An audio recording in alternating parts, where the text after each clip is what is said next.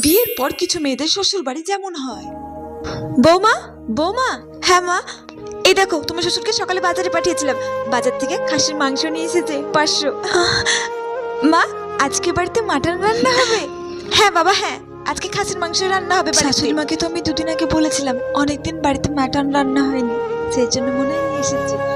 নাও, মাংসটা ভালো করে রান্না করো দেখি। আমি এক্ষুনি ভালো করে ধুয়ে পরিষ্কার করে তারপর রান্না করছি। আচ্ছা ঠিক আছে, যাও এবার রান্না বান্না শুরু করো তাহলে।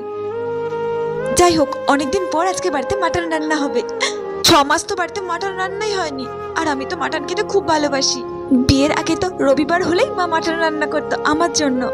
শাশুড়ি মার উপর যতই রাগ করি, শাশুড়ি মা আমাকে খুব ভালোবাসে, সেই জন্য তো আমার পছন্দের মাটন নিয়ে এসেছে। আমার যে কি আনন্দ হচ্ছে না। যাই যাই, আমি মাটনটা ভালো করে পরিষ্কার করে রান্না করে নিয়ে এবার তারপরে জমিয়ে দুপুরে মাটন দিয়ে ভাত খাবো।